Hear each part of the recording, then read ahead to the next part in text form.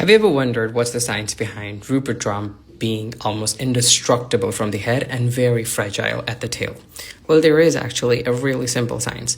So Rupert's drop is made when hot molten glass is added into cold water.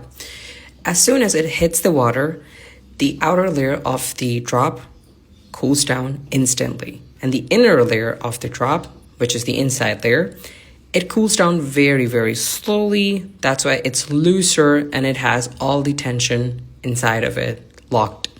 But the outer layer, the science behind it being super strong is that it has cold water. The atoms get squeezed very, very closely to each other, and this outer layer becomes compressed.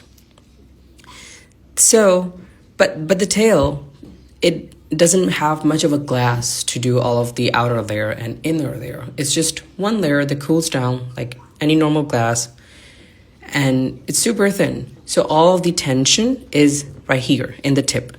That's why when you put a little stress on the tip, even like a little flick, the tension is released and it travels from the tail all the way to head, breaking the entire thing. But if force is applied here, it can withstand heavy amounts of force and would not break. Even it can withstand bullet from a low caliber gun.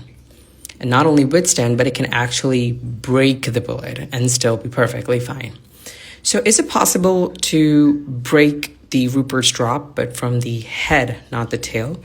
It is, scientifically. It's not completely indestructible as we all might think.